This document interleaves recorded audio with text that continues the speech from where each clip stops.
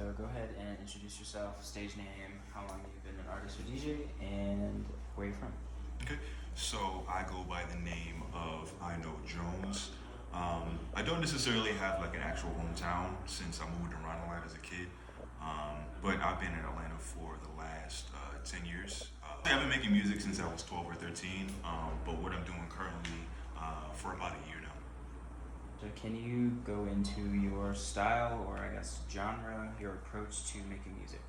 Yeah, so my approach is really, I like to go for the source when it comes to my inspiration. So it went from me wanting to just listen to jungle and acid techno, and then it went into me looking into like the history of the genre, and that kind of like inspired me to want to start making it. And so that's really my main inspiration is the originators from Detroit making acid techno, and then everything else is kind of like stacked on top of that. But the source inspiration is the original Detroit techno when they first were using the Roland DB3. Can you go into a little bit about the hardware, briefly what each kind of thing does, how you accumulate hardware, what you look for when, collecting, finding, and using said hardware? Yeah, sure. So I already had the SP404 when I was, still currently making more sample-based hip-hop production. I already had this, and this is what I use for this setup, mainly for effects and an easier way for me to get audio, just honestly, just audio out. But effects and trigger sounds, that kind of thing, is sourced through here. And then I have the Behringer TD3, which is a clone of the Roland TB3, which is much more expensive than this piece right here, which is mainly for the acid part of the techno, the acid sound for all the bass lines. I write the bass line parts in here, and so that's kind of like one of the tones that I use to bring like the music together. And then I have the Roland MC303, which quick history lesson is the original groove box. It's the first groove box that was ever made of this, like a synthesizer instrument drum machine of its kind. This is like the first of it. It came out in the 90s. It was kind of like a cheesy. It became cheesy because they had like a lot of the club music that was being made in the 90s. That house sound was being made with, can be made with the Roland MC303, and that's kind of like the source of what I wanted to do as far as like the drums and the patterns. And I just looked up the way that it's used, and the amount of sounds and the type of sounds that are in here. This is kind of like another part of like the backbone of the sound of the Roland MC303.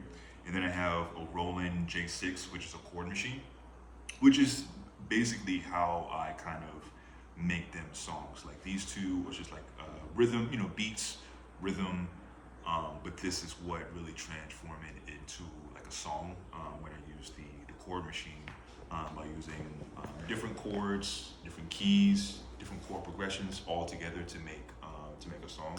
And so all of this together kind of like makes the sound of, not necessarily, it isn't pure acid techno, it isn't pure house, it isn't pure jungle.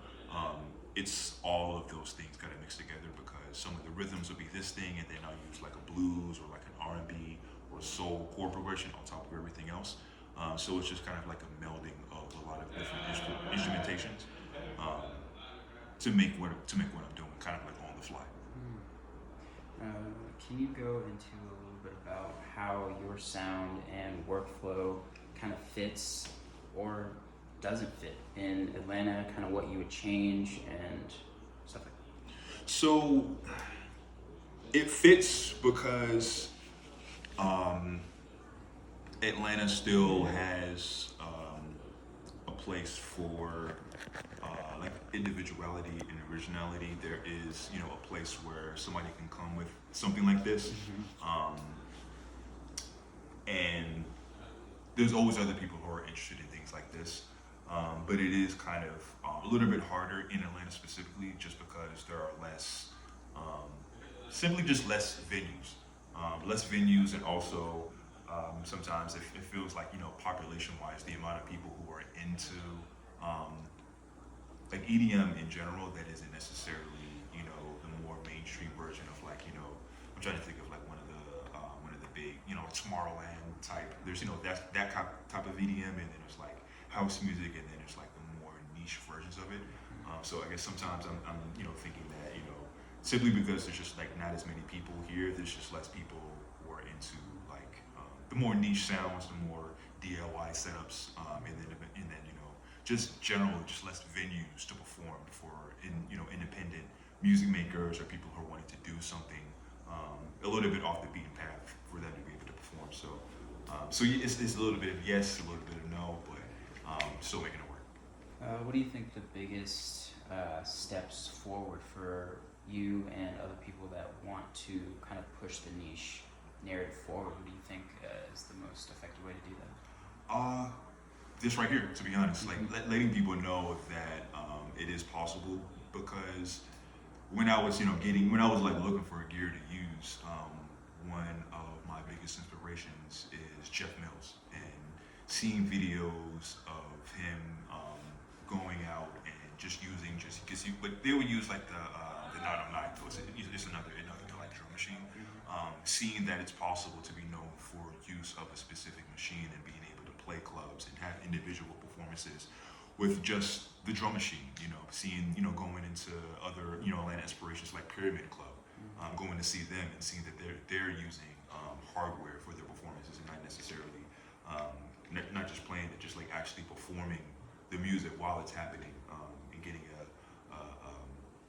a source of the inspiration from the people that you're around that you're performing for. So it's kind of like almost like a parasocial relationship where it's like I'm playing the music, you're listening to the music, but I'm reacting to you, reacting to my music, and then you're acting, it's that kind of thing. So I'm seeing that other people are able to do that is a lot, it's inspirational. And then just simply knowing what instruments they would want to use. Like I can tag a video using the J6 or the TD3, or if somebody's interested in the MC303, showing that, hey, this is a specific way to use these instruments. There's a lot of times you're looking into an individual instrument, and a lot of people will just like be in a specific lane, sound a certain way. But I like to think that the way that I put it together is unique to how other people are doing it. So it's like, okay, you can go this lane, you go that lane. So it's just people seeing it, and being able to, I'm a normal person. You can just like ask me, get me to ask questions about how to do it, where to start, what videos to look at, so how much everything costs. Even if you just want to get started, because to be honest, like all of this is like less than $1,000, and the rest is just learning how to use it. So. Okay, that's new to me. I guess to piggyback off of that, who are your, biggest influences? We kind of touched on that, but who would you want to collab with the most, whether on stage or in production? Who would I want to collab with the most? Smo. So that's somebody that's current, that's making stuff.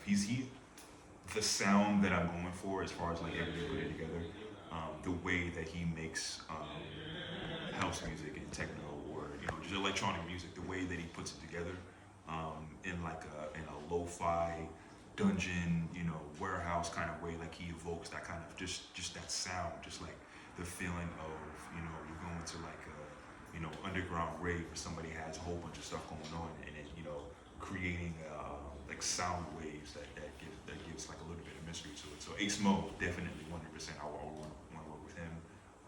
Tori and moi, because he just because they work together in the work that they did. That's how I discovered Smo, was through Les Sins, which is another major influence. Les Sins, when that album came out, I was like, what? I was like, what is this? I don't know that this is completely possible, but and I think that's the main. I mean, others would be like just like far-fetching. I don't even know if it would match, but like Sampa or let me think. Yeah, I mean, I'll stick to those. To be honest, I will be 100%. Like I would like absolutely die happy if any one of those would collab with them. So yeah. For sure. 2 questions and we'll wrap up. Name a piece of hardware and/or software that you really want right now, but you're not really trying to pay for. I mean, reaching for the stars, it would be like an Electron Digitone and tact and octarat. Yes. Because this like Electron has a couple pieces that's just like so amazing. That would be great to have. And that's just specific to like being able to do like a live setup. If it was like the studio version of what I would want to do would have something, something else. Specifically, it would be a way that I could, just a big ass rack where I could just record everything all at once. Like a straight up $15,000, $10,000 rack, where it's like all individual inputs that can just like record everything all at once. That's that's big budget, kind of thing. But let's say within a couple of years it would be Digitone, one of those, or even the Electron circuit. I mean, that's I think that was like that was like the least expensive of them all. So that's more more of the reach, but like the Digitone, and the farthest reaching, like it's just a huge rack, so that I'm able to have a little bit more fun. Sure. Let's say you have a gun, but it doesn't shoot bullets. What does it shoot? It doesn't shoot bullets, but it shoots something.